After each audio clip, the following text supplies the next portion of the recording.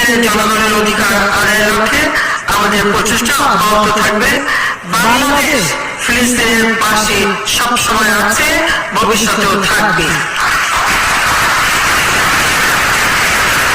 Myanmar থেকে জোরপূর্বক বাস্তুচ্যুত রোহিঙ্গা জনগোষ্ঠীর বাস্তুচ্যুত হওয়ার 6 বছর পূর্ণ হয়েছে। সম্পূর্ণ মানবিক কারণে আমরা অস্থায়ীভাবে তাদের আশ্রয় দিয়েছি।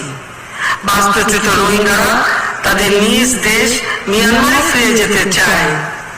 সেখানে তারা শান্তিপূর্ণ জীবনযাপন করতে আগ্রহী। আসুন আমরা নিঃস্ব মানুষদের তাদের নিজের দেশে ফিরে যাওয়া নিশ্চিত করি। মাননীয় সভাপতি, এবছর ফিলিস্তিনের উপর বিপর্যয় নিয়ে আসা নাকবা এর 75 বছর পূর্ণ হলো।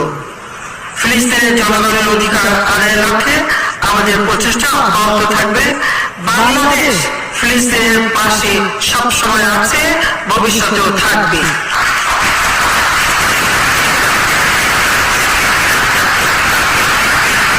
সুনীল অর্থনীতি বাংলাদেশের উন্নয়নের নতুন দিগন্ত উন্মোচন করেছে। বাংলাদেশ জলবায়ুজনিত ক্ষতিগ্রস্ত দেশগুলির মধ্যে অন্যতম। জলবায়ুর বিরূপ প্রভাব আমাদের বর্তমান ও ভবিষ্যৎ প্রজন্মের নিরাপত্তা ও অর্থনৈতিক সমৃদ্ধির জন্য মারাত্মকভাবে হুমকি স্বরূপ। সুনীল অর্থনীতি বাংলাদেশের উন্নয়নের নতুন দিগন্ত উন্মোচন করেছে।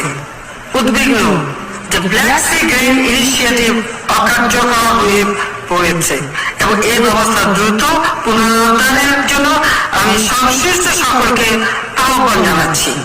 এছাড়াও আমাদের মতো দেশগুলোর জন্য নিরবিচ্ছিন্নভাবে সারের প্রাপ্যতা নিশ্চিত করতে হবে।